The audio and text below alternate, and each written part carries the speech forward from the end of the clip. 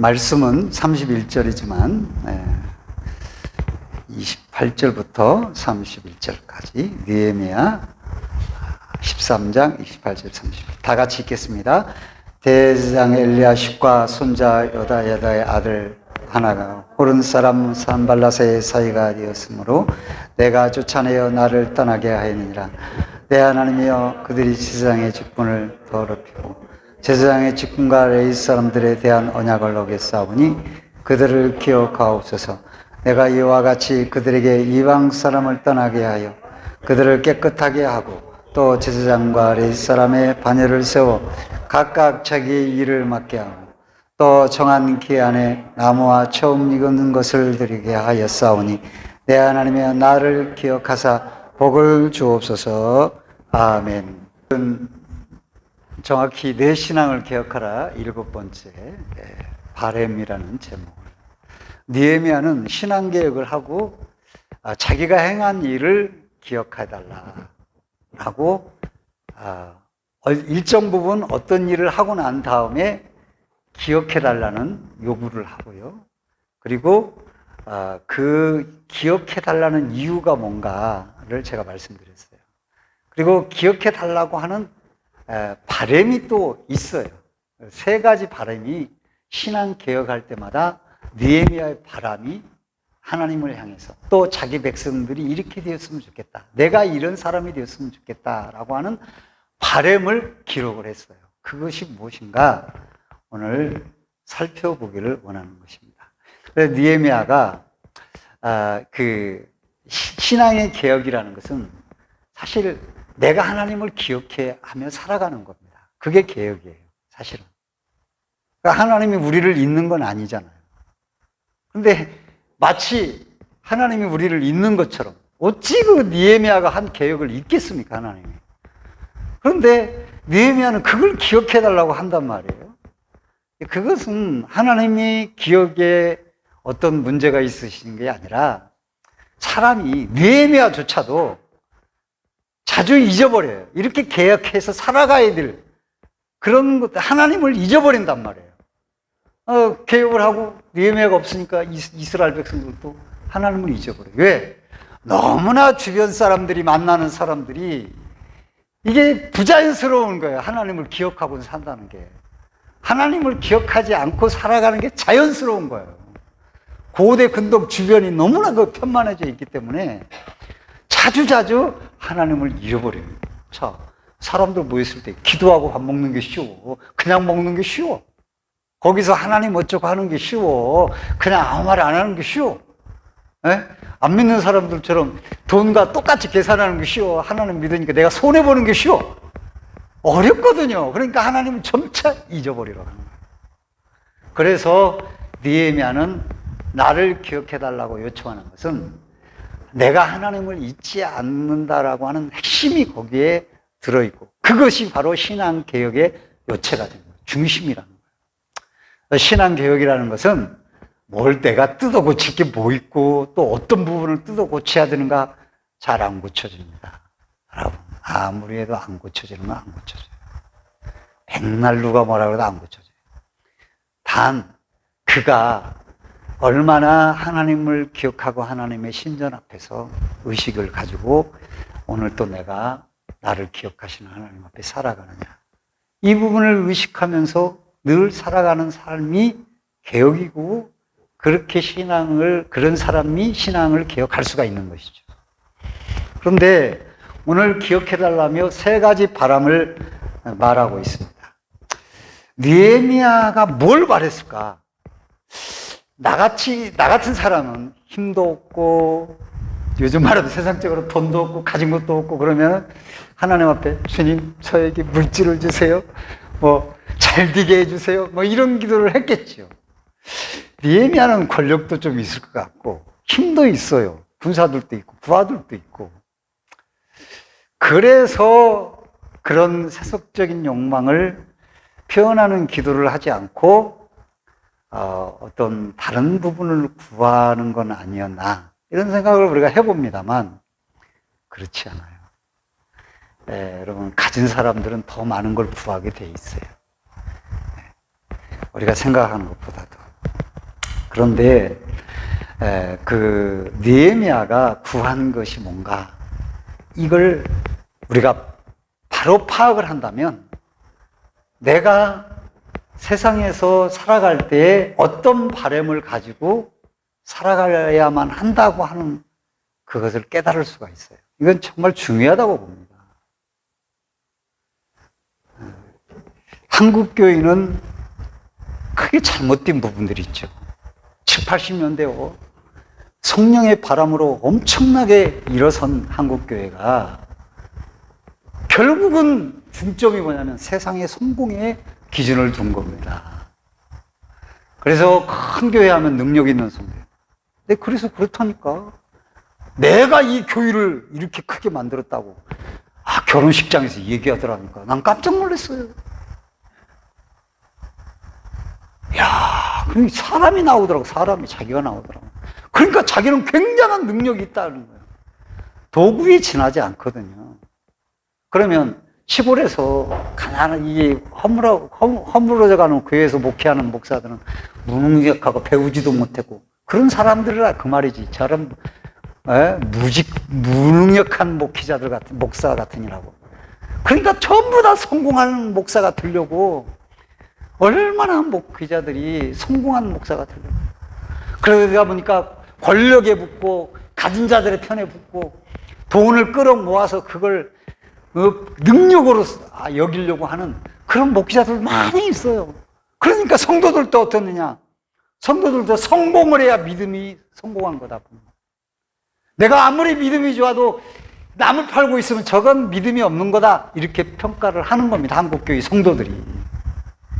그래서 한국교회 성도들이 남 등쳐서 돈 뺏고 남 받고 올라가고 그렇게 되는 겁니다. 성공이 믿음의 척도가 되고 기준이 되어버린 거예요. 얼마나 잘못된 거예요. 이스라엘 백성들도 마찬가지예요. 하나님 바라보고 섬기는 것, 그것이 중요한 게 아니라 어떻게 우리들도 이방인들처럼 물질의 번영을 누리며 살 것인가, 여기에 초점이 있습니다. 하나님 잊어버립니다. 그래서 기독교인들 보면 성공을 하고 돈이 많잖아, 좀 올랐잖아, 더 높은 데로 올라가려고 합장하잖아요, 부처님 앞에. 그렇게 되는 겁니다. 그것은 그들이 평소 간구와 바람이 잘못되었기 때문에 기복신앙을 양산하고 교회를 타락시키는 역할을 하게 됩니다. 그게 다 목사님들이 잘못이고요. 오늘 저도 잘못이고 목회자들이 회개해야 될 부분입니다. 성도들도 얘기하면 물질 축복 받아야죠. 그게 아니면 무슨 믿음이 뭔 소용이 있습니까? 이런 식으로 속으로 생각하면서 그런 설교가 아니면은 듣기 싫어합니다. 그러니까 그게 보세요. 얼마나 한국교회가 문제가 많은지 모릅니다. 하나님은 다 아시겠죠. 저들이 무엇을 위해서 신앙생활을 하는지. 그래서 느헤미야의 이런 축복에 대한 느헤미야 바램 같은 것이 귀에 안 들어오는 겁니다. 그러면 느헤미야는 세 가지를 바랬는데 뭘 바랬나? 첫 번째, 따라서 합시다. 선한 일을 도말하지 마옵소서. 우리 14절 한번 읽어보겠습니다. 14절 다 같이. 우리가 성경을 다른 성경을 못 찾으니까 시작. 내 하나님이여, 이 일로 말미암아 나를 기억하옵소서.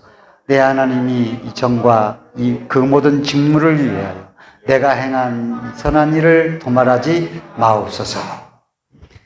쉽게 말하면 자기가 이렇게 개혁을 했는데 이 일을 도말하지 말라, 지우지 말라, 지우지 말아 주옵소서 라고 간구하는 것입니다.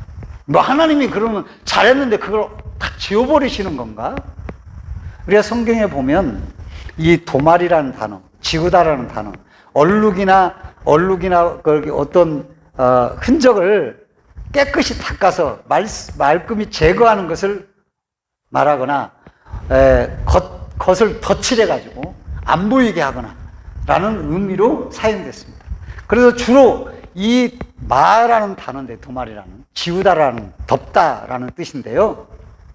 주로 범죄한 사람이 자기의 죄를 하나님이 기억하지 않으시었으면 좋겠다라고 하는 믿음의 성도들이 자기가 범죄해놓고 그걸 하나님 앞에 하나님 이걸 잊어버려 주셨으면 좋겠습니다. 내가 새롭게 살기를 원합니다라는 의미로 내 죄가를 도말해달라고 강구했던 내용이 마하라는 단어, 지워달라는, 도말하다라는 단어입니다. 그래서 시편 51편 다윗이 바세바 동침한 후에 그 죄악의 눈물을 흘리며 통회하며 침상의 눈물을 적시기까지 통회하면서 기도한 것이 뭡니까?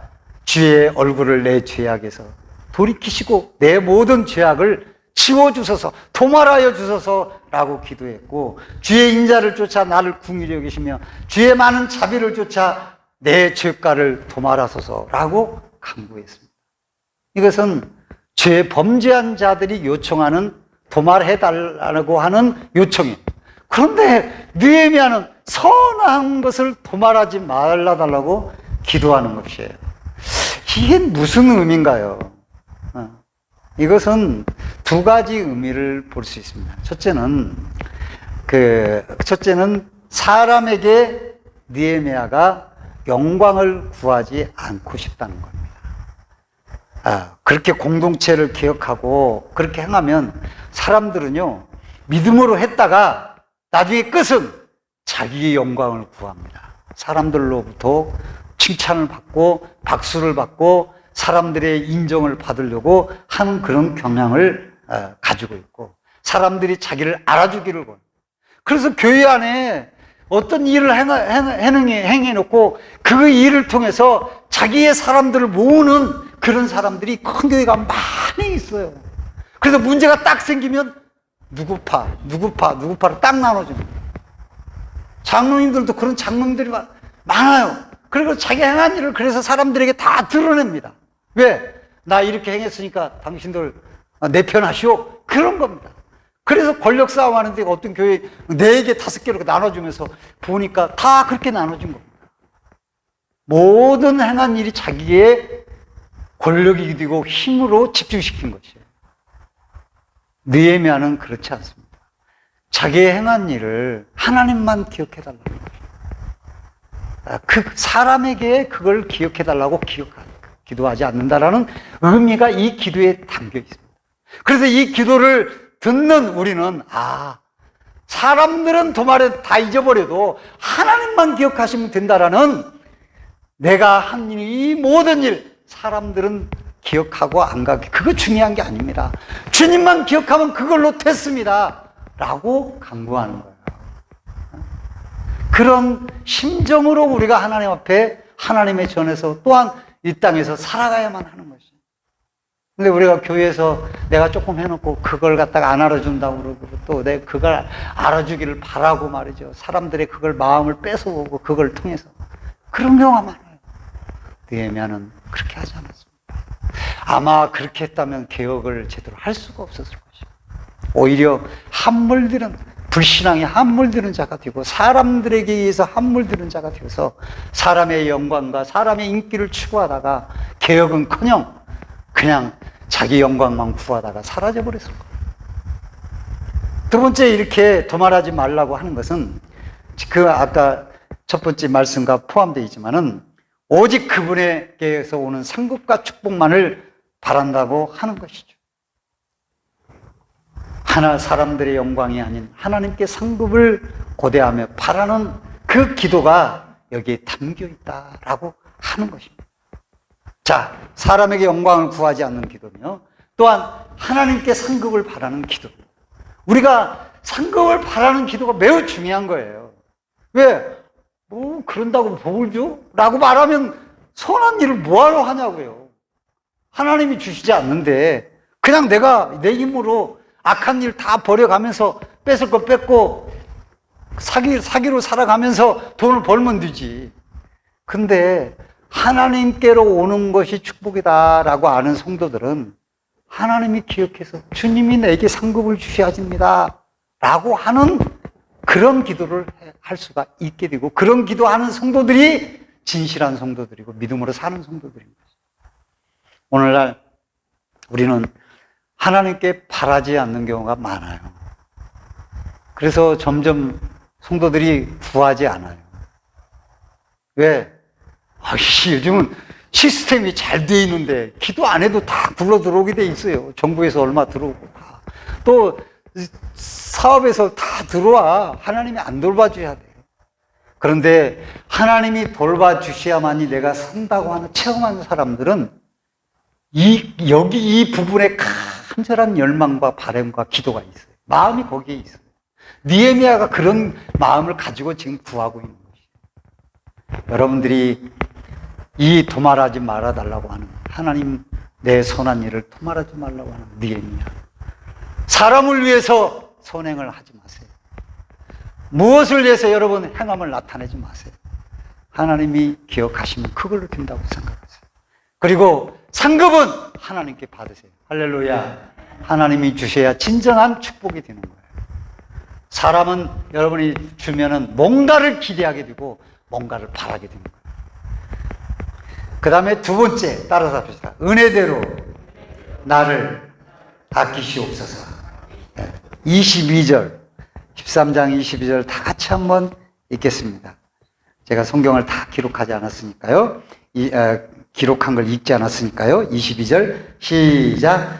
내가 또 레위 사람들에게 을 정결하게 하고 와서 성문을 지켜서 안식일을 거룩하게 하였느니라. 내 하나님이여 나를 위하여 이 일도 기억하옵시고 주의 크신 은혜대로 나를 아끼시옵소서. 여기서 주의 크신 은혜대로 나를 아끼시옵소서라고 말을 하는 것이에요. 은혜라는 말이 딱 들어감으로써 우리는 이걸 알 수가 있어요. 느헤미야가 교만하고 자기의 일을 자랑하는 사람은 아니구나라고 하는 것을 알게 돼요. 자기가 행한 일을 기억해달라. 그게 꼭 자기 칭찬, 자화자찬, 그리고 자기 행한 일에 대한 어떤 자랑 이런 것이 아닌 것을 은혜라고 하는 말에서 비교함으로 보여주고 있는 것이죠. 즉 느헤미야는 하나님의 풍성한 자비하심과 성실하심의 근거를 두고 그 은혜대로 자신을 아껴달라고 간청을 드린 것입니다. 그걸 알아요. 여기서 아끼시옵소서, 나를 아끼시옵소서라고 하는 이 아끼다라는 단어는 원래는 감싸다, 측은히 여기다, 불쌍히 여기다 이런 표현입니다. 그래서 하나님이 은혜로 자기를 감싸달라는 것입니다. 은혜가 탁 풀어지면 어떻게 되겠어요? 사람만 나오기 때문에 그런 것이죠.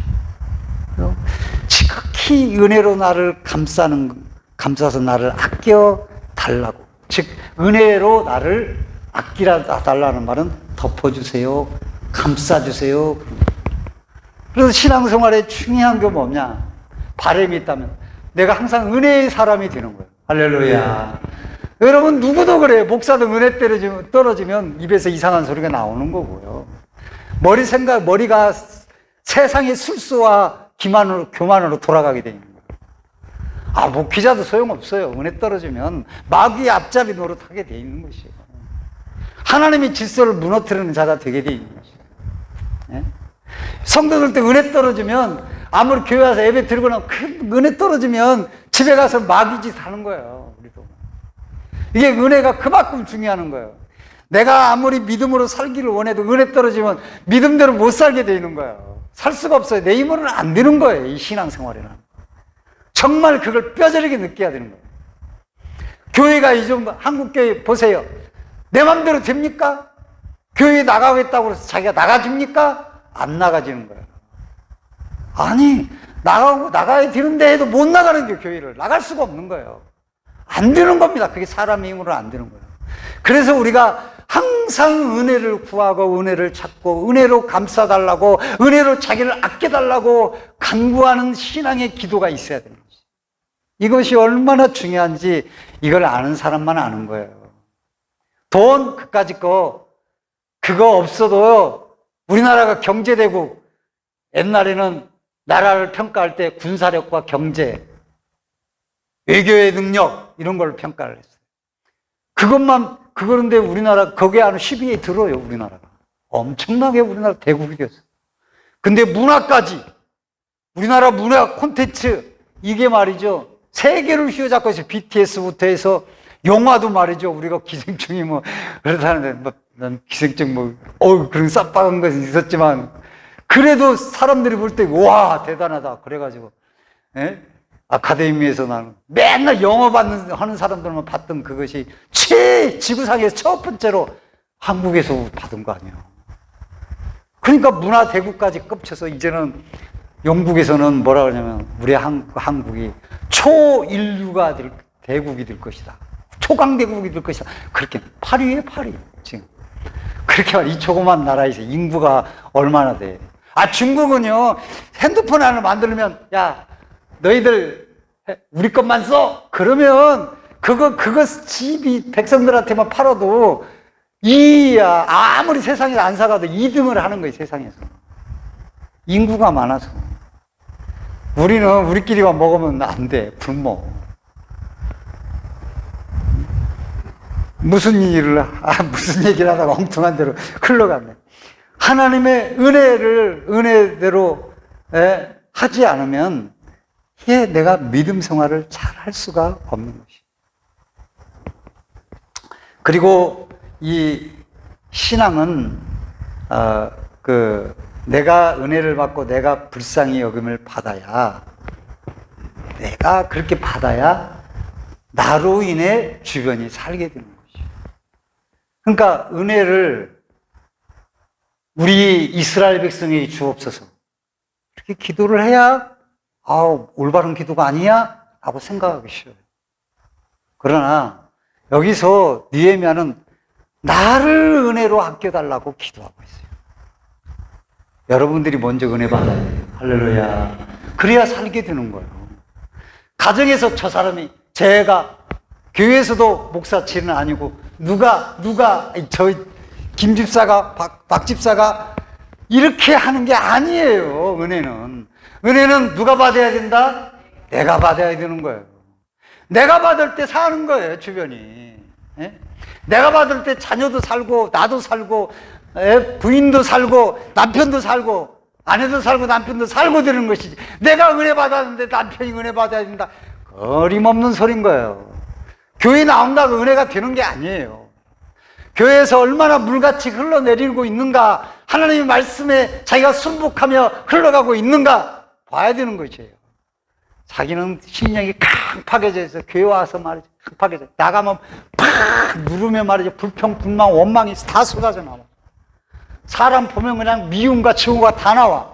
그런데 무슨 거기에 은혜가 있냐 이거예요. 그리고 무슨 그 사람이 은혜를 받았냐. 교인은 쳇바퀴처럼 돌고 이제 기계 속에서 톱니바퀴처럼 돌아가고 있는데 뻑뻑 거리는 소리가 막 가득합니다. 여러분, 내가 은혜 받아야 돼요. 느헤미야도 그거 알았어요. 느헤미야가 은혜를 못 받으면 이스라엘 공동체도 개혁될 수가 없고 개혁에 힘을 낼 수가 없고, 또 은혜 받지 못하면 느헤미야도 개혁을 이루는 백성들을 독려할 수도 없고요. 그래서 내가 은혜 받는 것이 그만큼 중요한 것이에요. 그러니까 목사가 기도할 때 주여, 성도들이 기도가 문제가 아니에요. 지가 먼저 은혜를 받아야만 이 은혜가 흘러가게 되는 것이지, 지는 개뿔 은혜도 없는데 말씀을 전한다고 은혜가 저절로 생기는 게 아니거든요. 도구만 쓰임받을 수 있어요. 그런 성경의 역사적으로 도구로 쓰임받고 은혜가 소멸되는 사람들이 얼마나 많습니까? 우리가 은혜는 누가 압니까? 느헤미야가 분명히 말하지 않습니까? 나를 은혜대로 아껴달라. 여러분들이 은혜에 감싸져 있는 사람들, 늘 은혜가 여러분들을 꽁꽁 안고 여러분을 감싸서 은혜의 사람이 되는, 은혜 받는 성도들 되시기를 주의 이름으로 축원드립니다. 그 다음에 마지막입니다. 복을 주옵소서. 31절 다 같이, 오늘 핵심적인 말씀입니다. 31절 다 같이 한번 읽겠습니다. 시작. 또 정한 기간에 나무와 조금 익은 것을 드리게 하였사오니 내 하나님이여 나를 기억하사 복을 주옵소서. 여기 복이란 단어를 우리가 생각을 해봐야 됩니다. 이 단어는 우리말로 그냥 복이라고 기록되어 있는데 이 복은 무슨 복인가? 성경에는 구약에 세 가지 복이 기록되어 있어요. 헬렉이라는 히브리 말로 헬렉이라는 단어는 땅을 중심으로 한, 땅이 재산이었고 북이 영화의 골자였어요. 네. 아무리 돈이 많다고 해도 땅이 없으면 끝이요. 그러니까 땅을 차지하는 거예요. 그러니까 아브라함에게 동서남북 바라보라, 내가 이 땅을 주겠다, 이렇게 말씀하시잖아요. 그러니까 땅은 축복이에요. 그래서 헬렉이라는 것은 복, 건강의 복, 부귀, 일반적인 축복, 번영, 이런 걸 말할 때 헬렉이라는 복을 사용합니다. 그러니까 일반적인 너 복 받았네? 우리가 주로 이빨이 튼튼해? 오복 중에 하나요? 라고 할 때 이 복, 헬렉을 쓴다 이거예요. 그런데 에셀이라는 복이 있어요. 이것은 모세가 너 이스라엘에 너는 행복자로다 라고 할 때 에셀이라는 단어를 썼어요. 그리고 시편 32편에 보면 허물의 사함을 받고 그 죄가 가려움을 받은 자는 복이 있도다. 마음에 간사가 없고 여호와께 정죄를 당하지 않는 자는 복이 있도다. 우리가 시편 1편에 잘 알잖아요. 1절에 복 있는 사람은 악인의 길을, 죄인의 길에 서지 않냐, 오만한 자리에 앉지 않냐. 여기서 이 복 있는 사람은 할 때 이 복, 에셀이에요. 영적인 축복 말하는 거예요. 이것이 예수님의 신약의 마카리오스, 신약의 예수님이 심령이 가난한 자는 복이 있나니. 처음 들어보는 소리요. 아니, 집을 50억 사는 사람은 복이 있나, 이래야 될 거 아니요. 근데 그게 아니에요. 심령이 가난한 자는 복이 있대. 이게 복이요, 그게? 근데 그게 진정한 하나님이 그 백성들에게 주시는 축복이라는 거예요. 그게 에셀의 영적인 축복을, 구원의 축복, 그리고 하나님으로부터 오는 축복, 이걸 갖다 에셀이라고 말합니다. 원래 아자르, 도움과 도와주다라는 응원에서 파생된 거예요. 그 다음에 베레카라는 축복이 있어요. 이것은 세 가지 용어로 사용돼요. 좀 어렵지만은 사람과 사람이 할 때는 칭찬이라는 단어로 아이고 너 잘했어 할 때 베레카 이렇게 쓰였단 말이에요. 근데 사람이 하나님께 베레카를 쓸 때는 하나님 찬양합니다 이런 뜻으로 쓰였어요. 그러면 하나님이 사람에게 할 때는 복을 준다 그런 뜻이었어요. 그런 용도로 이 베레카가 사용됐어요. 특별히 그 일반적인 축복을 하나님이 내리실 때 베레카를 쓰셨어요. 우리가 어떻게 다 용어별로만 다 구분할 수 있겠어요? 신약에는 아까 제가 말씀드렸지만 마카리오스, 심령이 가난한 마카리오스라는 단어가 있고요. 그다음 율로게오라는 단어가 있어요. 이것은 좋다라는 말과 좋은 말 이런 뜻이, 복을 빌어주는, 블레싱하는 이런 걸 율로게오라고 말해요. 근데 유다이모니아라는 말이 있어요. 이 말은 뭐냐면 유는 좋다. 뭐가 좋냐? 다이몬이 좋다. 세상의 귀신이 좋다. 마귀가 좋다. 즉 세상의 쾌락과 즐거움이 좋다 할 때 유다이모니아라고 쓰는 거예요. 그런 헬라어의 단어가 있어요. 그런데 그런 단어가 여기에 쓰인 게 아니에요. 그 중에는 이 단어가 없어요. 여기 복이라는 단어. 이 복이라는 단어 여기만 쓰여 있어요. 뭐라고 써 있냐? 이렇게 쓰여 있어요.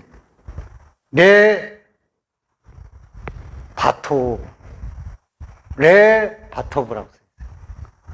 레는 뭐뭇을 위하여, 토브는 선하다 그런 뜻이에요.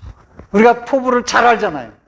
하나님이 천지 만물을 창조하시고 보시기에 토브했다. 좋았다.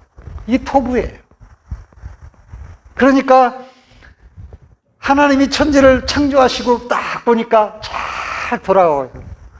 지구를 중심으로 지구를 창조하시고 이제 지구도 잘 돌아가고 태양계가 돌아가고 온 우주가 잘 돌아가고 있어요. 그래서 보시기에 좋았다라고 말을 해요. 그런데 이스라엘 백성들이 하나님이 아담과 하와가 범죄함으로 자연 질서가 잘 사람과 함께 돌아갔는데 그 중심이 무너졌어요. 아담과 하와가 범죄함. 그래서 그 중심축을 돌리기 위해서 이스라엘 백성들을 하나님의 자녀로 택하고 그들에게 율법을 주고 그들에게 제사를 주어서 짐승을 예수 그리스도 대신 죽게 해서 임시로 그들 하나님의 백성으로 불러서 다시 자연 만물 창조의 백성들로 하나님을 섬기도록 살아서 행복을 가져오도록 그 백성을 불러주셨어요. 그 백성이 그래서 하나님을 잘 섬김으로 중심이 되어서 이 축이 우주 만물이 잘 돌아가면 되는 거예요. 근데 그렇게 불러주었는데 이스라엘 백성들이 안 돌아가는 거예요. 축이 안 돌아가는 거예요. 오히려 자연 만물 피조물들은 하나님께 영광을 돌리고 인간이 범죄할 때 탄식하면서 소리를 지르는데 사람들은 자기가 범죄하고 하나님을 거역하고 불순종하면서도 그것이 얼마나 이 세상이 탄식하고 만물이 탄식하고 있는지를 깨닫지 못하는 것이에요. 이게 토부가 무너진 것입니다. 무너진 거예요. 안타까워. 우리가 우리 가정을 이루고 내가 살다 보면 자녀를 낳고 하다 보면 자녀가 잘못 갈 때 부모 속이 얼마나 가슴이 아픕니까? 이건 말로 할 수가 없는 거죠. 말로 할 수가 없는 거죠. 그와 똑같은 거예요. 아니, 그보다 더 큰. 그래서 노마스의 피조물의 탄식이 있는 것이에요. 범죄한 인생. 그렇게 무너진 이스라엘 백성들 택하여 불러주셔서 창조의 질서대로, 창조의 목적대로 살아야 되는데 그렇지 못한 거죠.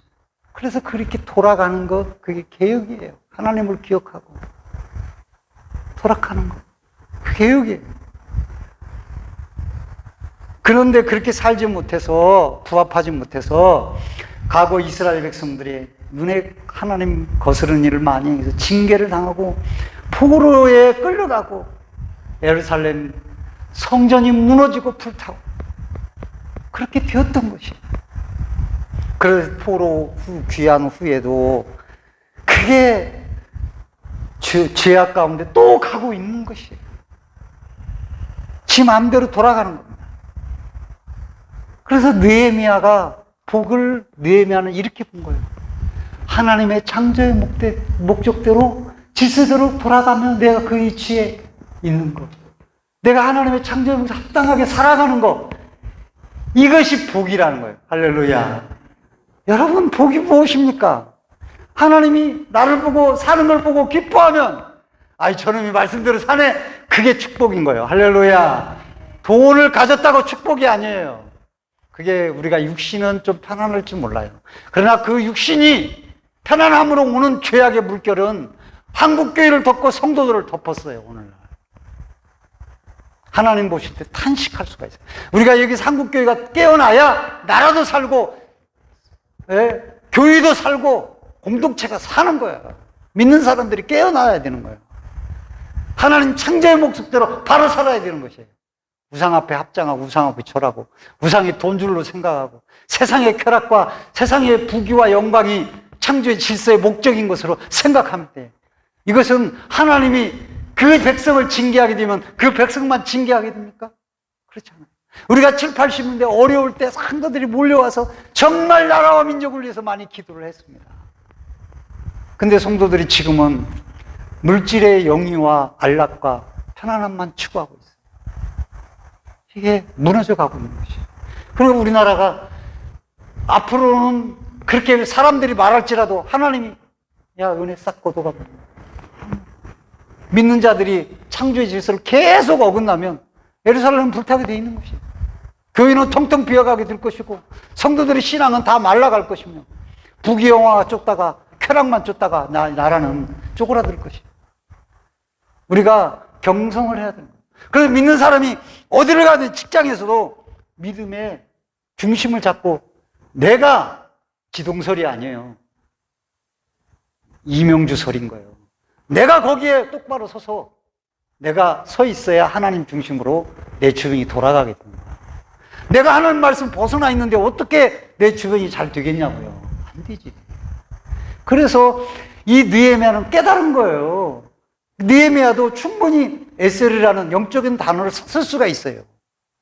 나에게 그런 복을 주세요. 쓸 수가 있어요. 그런데 느헤미야는 직접적인 토부라는 단어를 썼어요. 하나님의 창조의 목적대로 굴러가는 내가 되게 해달라고. 살아가는 내가 되게 해달라고. 그렇게 서 있는 내가 되게 해달라고. 그게 복이라고. 그 복을 나에게 달라고 요청하고 있는 것이. 오늘 제가 이 말씀을 좀 강력하게 말씀을 드린 것 같았는데 여러분 말씀을 맺겠습니다. 성도는 어찌하든지 창조의 목적대로 하나님을 사랑하며 말씀을 사랑하며 또 사람들을 사랑하며 살아가야 됩니다. 세상 풍조가 어떻게 흘러가도 말씀대로 순종하면서 창조의 목적대로 흘러가야 선한 토부가 되고 창조의 질서를 회복하는 자가 되는 것이에요. 느헤미야는 이 토부, 하나님 보시기에 좋은 모습으로 자신도 그 백성들도 살기를 구했던 것이에요. 이것만이 이 백성이 살 길이다라는 거예요.